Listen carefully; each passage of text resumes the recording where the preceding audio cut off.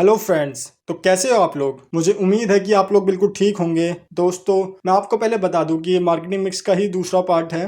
तो पहले पार्ट में हमने जाना था कि मार्केटिंग मिक्स क्या होता है और 4 P's में से सिर्फ प्रोडक्ट के बारे में जाना था। अगर आपने वो वीडियो नहीं देखी है तो उसका लिंक मैं आपको ऊपर आई बटन में दे दूंगा या फिर नीचे डिस्क्रिप्शन बॉक्स में भी दे दूंगा। आप वहाँ जाकर उसको देख लेना। तो चलिए शुरू करते हैं। सबसे पहले बात करते हैं प्लेस की। प्लेस प्लेस का यहाँ पर मतलब है डिस्ट्रीब्यूशन। डिस्ट्रीब्यूशन किसका? प्रोडक्ट का डिस्ट्रीब्यूशन। इसमें ये डिसीजंस लिए जाते हैं कि प्रोडक्ट को प्रोड्यूसर से लेकर कंज्यूमर तक स्मूथली कैसे फ्लो किया जाए या फिर कैसे डिस्ट्रीब्यूट किया जाए। अब इसमें दो टाइप से डिस्ट्रीब्यूशन होता है। एक होता है किसी भी चैनल की मदद से, जिसको हम चैनल डिस्ट्रीब्यूशन बोलते हैं, और दूसरा होता है फिजिकल डिस्ट्रीब्यूशन, जिसमें सेल्समैन खुद जाकर प्रोडक्ट को डिस्ट्रीब्यूट करता है। तो चलिए अब इसके एलिमेंट्स देखते हैं। तो पहला एलिमेंट होता है ट्रांसपोर्टेशन। ट्रांसपोर्टेशन डिस्ट्रीब्यूशन का सबसे ज़रूरी और सबसे इम्पोर्टेंट कंपोनेंट होता है।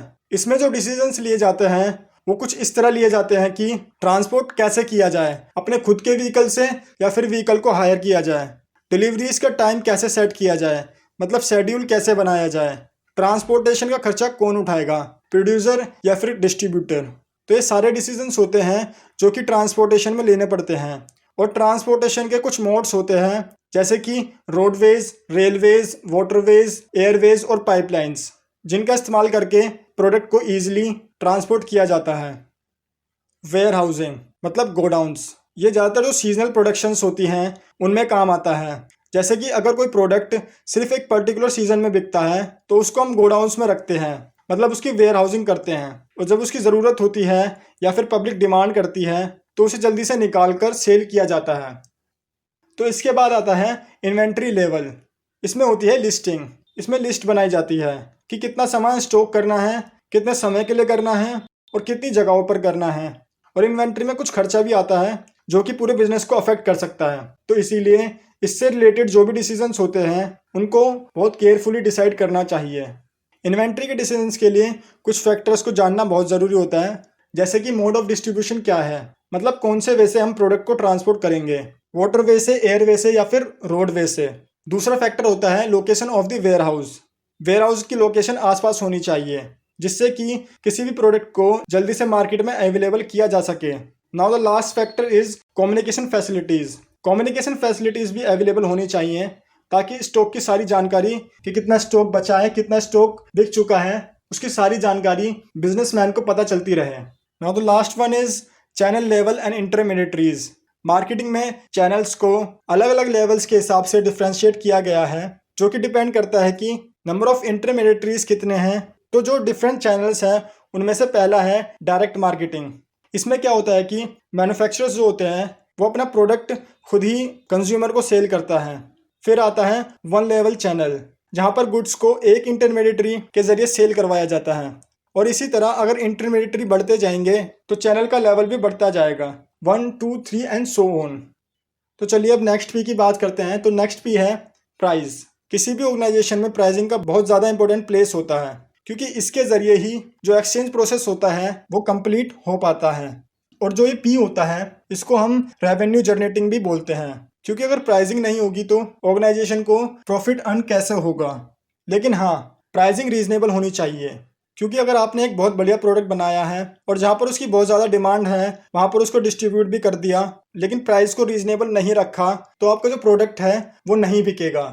कंपनी की ग्रोथ, कामयाबी, प्रॉफिट सब प्राइसिंग से ही अफेक्ट होती है। तो प्राइसिंग पे ज़रूर ध्यान देना चाहिए। और मार्केट में जो फैक्टर्स हैं जो कि प्राइस को अफेक्ट करते हैं वो हैं product cost, demand and supply, nature and type of the competition, government rules and regulations, product promotion, channel of distributions. तो ये कुछ फैक्टर्स हैं जो कि प्राइसिंग को अफेक्ट करते हैं। इनके बारे में हम डिटेल्स में भी पढ़ेंगे अपने आने वाली वीडियोज़ में, तो आप इस चैनल के साथ ज़रूर बने रहना अगर आपको सब कुछ सही से समझना है तो प्राइसिंग के कुछ एलिमेंट्स भी होते हैं जो कि आपको ज़रूर पता होने चाहिए। तो चलिए मैं आपको बताता हूँ। तो पहला एलिमेंट होता है pricing policies and strategies. Pricing policies मतलब कुछ गाइडलाइंस होती हैं जो कि गवर्नमेंट सेट करती है या फिर ऑर्गेनाइजेशन भी सेट कर सकती है, जिनको प्राइसिंग करने के लिए फॉलो किया जाता है। Now the second element is target customer and competition. Customer की जितनी कैपेसिटी होती है उसके हिसाब से ही प्राइसिंग की जाती है।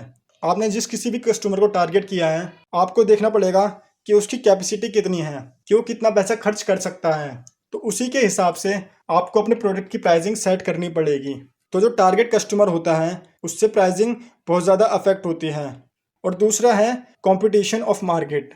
मार्केट में जितना कंपटीशन होगा या फिर कॉम्पिटिटर की जैसी भी पॉलिसीज़ होंगी, उससे प्राइसिंग बहुत ज़्यादा अफेक्ट होती है। क्योंकि अगर आपका कॉम्पिटिटर आपसे कम प्राइस में वही सेम प्रोडक्ट बेच रहा है तो आपकी मार्केटिंग डाउन हो जाएगी। तो इसीलिए कंपटीशन से भी मार्केटिंग बहुत ज़्यादा अफेक्ट होती है। और इन दोनों कारण की वजह से कंपनी एक लो प्राइस चार्ज करने पर मजबूर हो जाती है। Now the third element is terms and delivery. Product की डिलीवरी करते वक्त कुछ चीज़ों का ख्याल ज़रूर रखना चाहिए, जैसे कि quantity of goods to be delivered, मतलब गुड्स की कितनी क्वांटिटी डिलीवर्ड होगी। टाइम ऑफ द डिलीवरी, ये बहुत ज़रूरी है कि गुड्स की डिलीवरी इंटरमीडिएटरीज तक टाइम पर पहुंच जानी चाहिए। देन कंडीशन ऑफ डिलीवरी, मतलब हमें इस बात का ज़रूर ख्याल रखना चाहिए कि प्रोडक्ट बिल्कुल सेफ्टली कंज्यूमर तक पहुंच जाना चाहिए। इसके लिए प्रोडक्ट के डिज़ाइन और पैकेजिंग पर ध्यान दिया जाता है। Now the fifth one is terms and credit. Credit एक बहुत इंपॉर्टेंट रोल प्ले करता है, क्योंकि मार्केट में कोई भी फर्म या ऑर्गेनाइजेशन अपने प्रोडक्ट को सिर्फ कैश बेसिस पर मार्केट में नहीं बेच सकती। उसको अगर अपनी मार्केट को बढ़ाना है तो उसको अपना प्रोडक्ट क्रेडिट पर भी देना पड़ेगा, जिसके लिए वो अपने प्रोडक्ट को हायर परचेज सिस्टम और इंस्टॉलमेंट मेथड से बेचता है। सबसे पहले मैन्युफैक्चरर अपना प्रोडक्ट क्रेडिट पे देता है होलसेलर को, फिर होलसेलर देता है रिटेलर को, और फिर उसके बाद रिटेलर उस प्रोडक्ट को क्रेडिट पे देता है कंज्यूमर को। Now the last one is margin. जो प्राइस कंज्यूमर पे करता है और जितनी कॉस्ट प्रोडक्ट को बनाने में आती है, उन दोनों का जो डिफरेंस होता है उसको मार्जिन कहा जाता है। मार्जिन में मैन्युफैक्चरर, होलसेलर, रिटेलर तीनों का हिस्सा होता है। और मार्जिन को कितना रखा जाएगा वो डिपेंड करता है कि प्रोडक्ट किस टाइप का है। जो इंडस्ट्रियल प्रोडक्ट्स होते हैं इसमें मार्जिन को ज़्यादा रखा जाता है, क्योंकि इनमें सर्विसेज एंड मेंटेनेंस की ज़रूरत होती है। वहीं दूसरी तरफ कंज्यूमर गुड्स पे मार्जिन को कम रखा जाता है, क्योंकि इसको एक बड़े स्केल पे परचेज किया जाता है और रोज़ कंज्यूम किया जाता है, मतलब उसकी डिमांड ज़्यादा होती है, तो उस पर मार्जिन को कम रखा जाता है। तो ये थे सारे एलिमेंट्स प्राइसिंग के, जो प्राइसिंग को अफेक्ट करते हैं और इनको ध्यान रखना पड़ता है बेस्ट प्राइसिंग बनाने के लिए। तो चलिए अब चलते हैं अगले पी की तरफ, जो कि है promotion. Now the fourth one is promotion. मान लीजिए एक बहुत ही बढ़िया डिज़ाइन किया गया प्रोडक्ट है और उसका प्राइस भी एकदम रीजनेबल है, और उसको कंपनी ने जहाँ उसकी ज़रूरत है, मतलब जहाँ उसकी डिमांड है, वहाँ पर उसको डिस्ट्रीब्यूट भी कर दिया। तो मैं आपको बता दूँ उसके बाद भी वो प्रोडक्ट ज़्यादा नहीं बिकेगा। क्यों? क्योंकि जब तक कंज्यूमर को पता ही नहीं चलेगा उस प्रोडक्ट के बारे में, तो वो उस प्रोडक्ट के पास कैसे आ पाएगा। तो उसके लिए आपको अपने प्रोडक्ट को प्रमोट करना पड़ता है और कंज्यूमर को अपने प्रोडक्ट की सारी इन्फॉर्मेशन और बेनिफिट्स बता के उसके माइंड में अपने प्रोडक्ट की एक अच्छी इमेज बनानी होती है। तो प्रमोशन के भी कुछ एलिमेंट्स होते हैं, तो चलिए उनको भी जान लेते हैं। तो पहला एलिमेंट होता है एडवर्टाइजिंग। इसमें क्या होता है कि इसमें एक प्रेजेंटेशन बनाई जाती है जिसमें प्रोडक्ट को दिखाया जाता है और उसके बेनिफिट्स बताए जाते हैं, और उस प्रेजेंटेशन को लोगों तक पहुंचाने के लिए अलग अलग मीडियम्स का यूज़ किया जाता है, जैसे कि newspaper, radio, television, social media और भी काफ़ी सारी चीज़ें होती हैं। तो ये बात हो गई एडवर्टाइजिंग की। तो इसके बाद आता है पर्सनल सेलिंग। इसको हम ओरल प्रेजेंटेशन भी बोलते हैं, क्योंकि इसमें जो सेलर होता है वो खुद कस्टमर के पास जाता है और कस्टमर से प्रोडक्ट के बारे में बात करता है, उसको बड़े प्यार से और बड़ी तसल्ली से प्रोडक्ट के सारे फायदे गिनाता है और उसको बेचता है। तो इसीलिए सबसे बढ़िया और सबसे आसान तरीका माना जाता है, क्योंकि इसमें सेलर जो होता है वो अपनी बातों को कस्टमर के हिसाब से एडजस्ट कर सकता है और उसी समय सेलर को प्रोडक्ट के बारे में फीडबैक्स भी मिल जाते हैं। हालांकि इस प्रमोशन मेथड में बहुत ज़्यादा खर्चा आता है, तो इसीलिए इसको बहुत कम इस्तेमाल किया जाता है। Now the third one is sale promotion.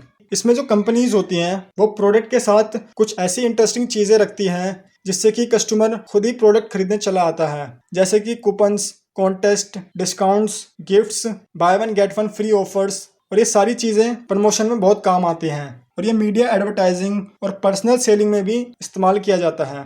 Now the last one is trade fairs and exhibitions. इसमें बायर और मैन्युफैक्चरर का फेस टू फेस कॉन्टैक्ट होता है। इसमें जो मैन्युफैक्चरर होता है वो बायर को अपने प्रोडक्ट का डेमो भी दिखाता है, जो कि प्रमोशन को और भी ज़्यादा इफेक्टिव एंड सक्सेसफुल बनाता है। तो यहाँ पर ये चारों पीस खत्म होते हैं। वीडियो काफी लंबी हो चुकी है तो वीडियो को यहीं पर रोकने की कोशिश करते हैं। अगर आपको इन पीस और उनके एलिमेंट्स में से कोई भी डाउट हो या फिर कोई भी क्वारी हो तो आप नीचे कमेंट बॉक्स में मुझसे पूछ सकते हैं, मैं आपको जरूर आंसर करूंगा। तो थोड़ी मेरी भी हेल्प करो जैसे कि मैं आपकी हेल्प कर रहा हूँ। तो अगर आपने चैनल को सब्सक्राइब नहीं किया है तो जल्दी से सब्सक्राइब कर लो और बेल आइकन भी प्रेस कर लो, ताकि अगर मैं अपनी और नई वीडियोस लाऊं तो आपको तुरंत नोटिफिकेशन मिल जाए। और वीडियो को लाइक करना मत भूलना, वीडियो को जरूर लाइक कर देना। और कोई क्वारी वगैरह हो तो जल्दी से कमेंट बॉक्स में डाल दो, आपको जरूर आंसर करूंगा। So goodbye and take care.